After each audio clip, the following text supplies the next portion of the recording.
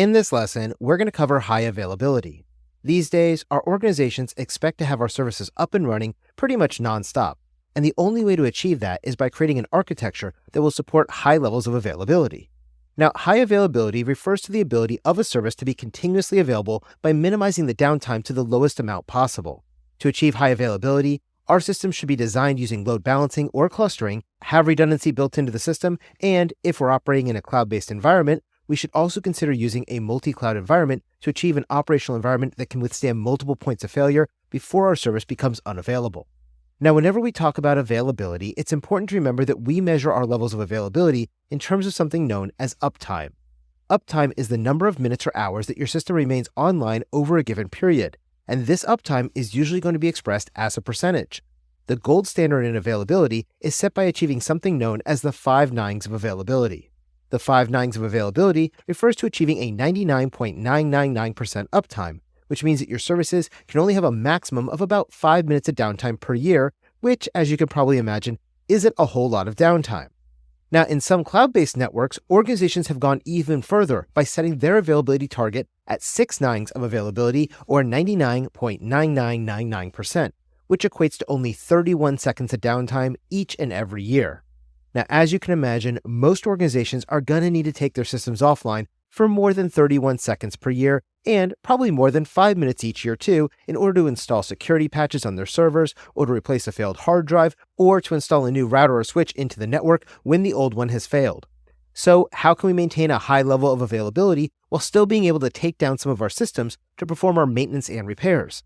Well, the first way we can do this in order to achieve higher levels of availability is to prevent our systems from becoming overloaded by using load balancing.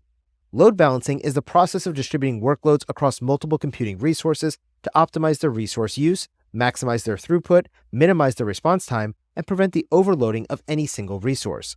Load balancers achieve this by using complex algorithms to distribute incoming requests to servers that are capable of fulfilling them efficiently and effectively. For example, if I'm running a small website to host my blog with only a few dozen readers, I can probably get by with just having a single server that can handle that amount of simultaneous requests that I'm expecting to receive without causing my server to crash. But if my blog starts to gain popularity, and now I have a few thousand people who are trying to read it, a single server is going to be insufficient to handle all of that additional load. So instead, I can set up 2 or 3 servers that will all take turns responding to my visitors to be able to ensure that no single server gets too overloaded.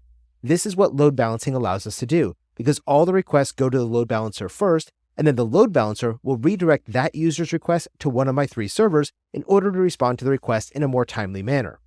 Now, second, we have clustering. Clustering can be set up to help your systems to handle more traffic at the same time. Clustering refers to the use of multiple computers, multiple storage devices, or redundant network connections that all work together as a single system to provide higher levels of availability, reliability, and scalability for your enterprise systems. Clustering is more about keeping an application available even in the event of a hardware failure in order to ensure that there is no single points of failure. While load balancing can help handle all the excess traffic by distributing it, clustering will provide redundancy in the event of a system failure to ensure that the continuity of service is going to be maintained. Load balancing and clustering can also be combined together in the same architecture to provide an even more robust system for maintaining higher levels of availability. Under this type of combined design, load balancing will manage and optimize your resources under normal conditions, but then clustering can take over to ensure the service remains available in the event of a component failure or a system failure. Third, our high availability systems should be built with redundancy in mind. Now, redundancy is the duplication of critical components or functions of a system with the intention of increasing the reliability of a given system. To create a highly available infrastructure, redundancy has to be built into your designs by installing or adding multiple power supplies, network connections, servers, software services, or service providers to your architecture's design. By using redundant power supplies, you can ensure that the failure of one power source is not going to affect the continuity of your other services. Now, this type of power supply redundancy can be achieved by installing 2 power supplies inside of a server directly, or it can be achieved by ensuring your facility has multiple power sources by using an uninterrupted power supply or UPS, a backup generator, or maintaining connections to 2 or more power grids simultaneously to ensure your systems always have access to the power they need to operate. In addition to redundant power supplies, it's also important that you maintain multiple network connections or pathways by using multiple cable connections or a cable connection and a wireless connection in order to prevent any single points of failure from disrupting your service to your network's connectivity. Now, another form of redundancy comes in the form of servers and services, which can be configured to operate in a load-balanced or clustered architecture to help prevent downtime by ensuring that a backup will always be available in case one of your servers suffers from a catastrophic failure. Similarly, deploying redundant software services or components can be used to ensure that if one instance fails, then the remaining workload can be shifted to another instance seamlessly. Now, additionally, if you're reliant on external service providers to provide a critically important service to you, like your internet service provider does, then you should probably protect your organization from an outage by using 2 or more service providers so that you always have a readily available backup.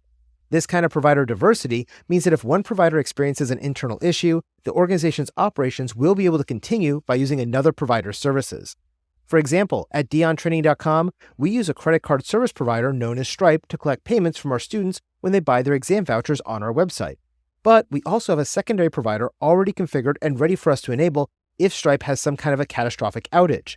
Normally, we prefer to rely on Stripe because they provide a great level of service at a lower price than our secondary provider.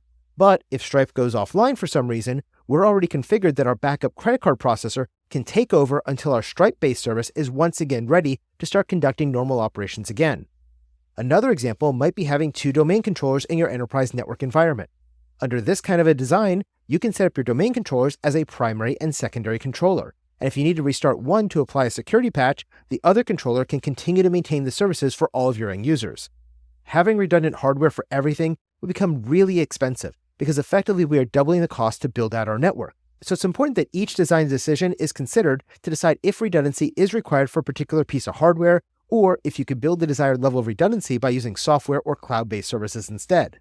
Either way though, by adding additional layers of redundancy to your overall architecture, you're going to be able to help minimize the potential points of failures in your systems and ensure that your system or services remain available despite any unforeseen issues. Fourth, we can utilize multi-cloud systems to distribute our data, applications, and services across several different cloud-based environments as an additional form of redundancy. By implementing a multi-cloud architecture, you can mitigate the risk of a single point of failure because if one of your cloud providers experiences an outage, then your organization's workload can be rapidly transitioned to another cloud provider with minimal disruptions to your operations. Using a multi-cloud system will also provide you with some additional flexibility for scaling your operations and for optimizing your costs because different service providers may offer different pricing structures for similar services. So you can opt to use the least expensive one that meets your needs as your primary provider for a given service while maintaining the other provider as your secondary or backup provider for that same service. A multi-cloud design also helps your organization avoid any kind of potential vendor lock-in issues because it provides you with more options and leverage when it comes time to negotiate your service terms, or if you need to migrate your services to another cloud provider due to an outage or other types of issues. However, while implementing a multi-cloud strategy, it's going to be important that you ensure proper data management, unified threat management, and consistent policy enforcement is being used across all of your cloud-based environments so that your organization can maintain a higher security and compliance posture. So remember, to achieve high availability, you're going to need to conduct some strategic planning in order to design a more robust system architecture for your organization.